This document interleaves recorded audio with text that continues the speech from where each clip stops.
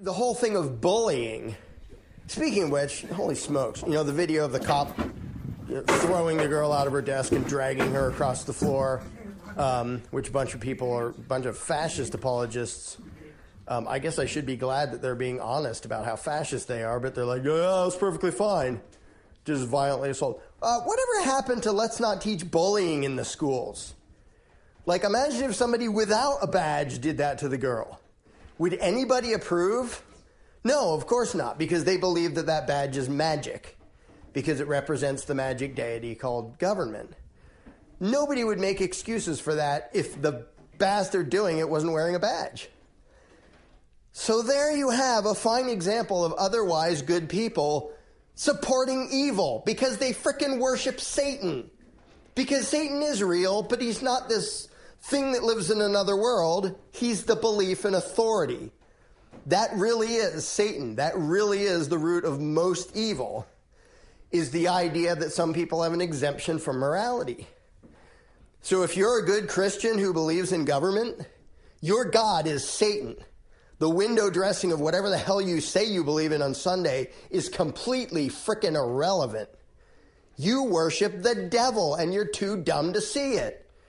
Which is why you'll come out in public and see somebody beating the crap out of some schoolgirl and say, yeah, that was perfectly justified. She was asking for it. She deserved it. She should have treated him with respect. Thanks, Mr. Satanist. Maybe check your belief system because it frickin' sucks. The good news is, the only reason anybody believes that is because they were indoctrinated into statism. Those very same people, if you take away the badge in that scenario, would be saying that's horrible. Totally, unacceptable way to behave, to treat anybody that way. Even if she was being uppity and causing trouble, that's not the solution. You don't violently attack somebody, especially somebody smaller than you who isn't even fighting you. That's just not okay. That's uncivilized. And only by lies and deception and manipulation and indoctrination can normal people be tricked into seeing it a different way, which is that, yeah, attacking her was perfectly fine because she disobeyed a lawful order from an agent of the mythical deity called government. So it's always, and it's funny how much of the Christian mythology about Satan is actually true, even though it isn't about Satan. It's about government. How does Satan get his power? By deceiving. He is the great deceiver. He doesn't just say, go be evil. It wouldn't frickin' work. He has to deceive you and trick you, and you have to be careful and always on the lookout because Satan is always trying to get into your brain. That's the teaching, and guess what? It's right. And guess what? Most of the people who repeat that teaching already have Satan stuck in their brain because they're frickin' statists. Satanists. And it just doesn't occur to them. They even say it, like, watch out because he's going to pretend to be good.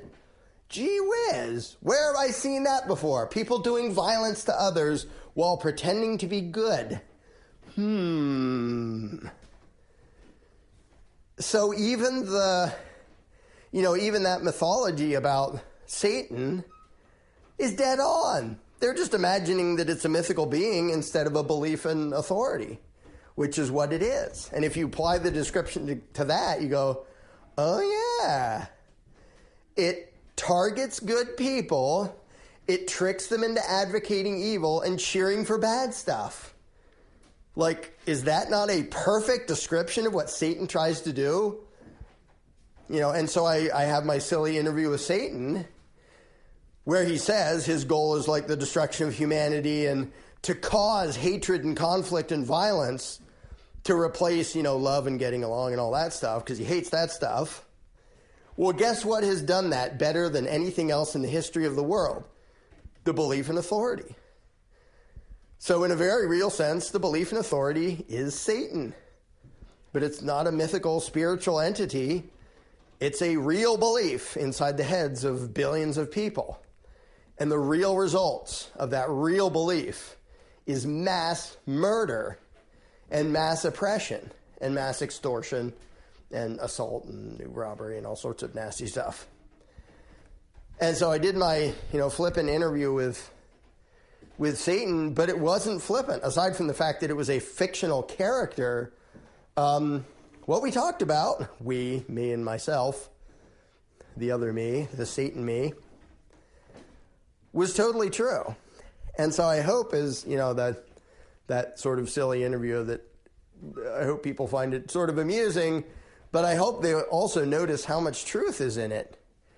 Because there is a devil, if you want to call it that, but it's just a belief, a stupid, twisted, anti-human belief that is deceiving people into becoming evil. It tricks people into being evil. That's exactly what Satan is described as. Only you don't have to look to a spiritual world to find it. You have to look to a voting booth and a political campaign. That is Satan. They are the high priests of the devil. It did bring to mind something that, I've heard about here and there, but I don't nearly know enough to do a rant about it. But the fact that there are so many rumors, and the rumors are so detailed in some cases that it wouldn't at all surprise me if this was actually the case, that a bunch of the people who are into, the total sociopathic, power-happy bastards in the world are sort of into Satanism and things like that. And I think Hitler was totally into the occult and everything. And again, I have no idea how much that is true, but it would match perfectly. Like, these people are trying to rule the world. They're trying to deprive everyone of their humanity and replace it with blind obedience. Like, obviously they're trying to do that. So why wouldn't they worship Satan? It fits just well. And even if they don't really believe there is such a thing as an actual Satan, they're basically worshiping their own power. Look how well we can deceive people. And we worship death. Skull and Bones. The club Skull and Bones that had, Bush was in it, and I forget how many other politicians were in it. It's just a power-happy sociopath club. And including doing creepy-ass rituals and all sorts of creepy stuff. And there's some really, I have no idea how much is made up and how much is real. But people like that, why wouldn't they do that sort of thing? Like that they, in a sense, they really do worship Satan. But to me, Satan isn't some red guy with horns. It's the belief in authority, which is the opposite of the belief in humanity. The belief in self-ownership. Because those are the two choices. Belief in self-ownership or belief in authority. They are direct opposites. And to believe in one is to not believe in the other. Which is why there is a conflict between actual humanity and authority. They are exact opposites. They're not just, they have conflicting interests.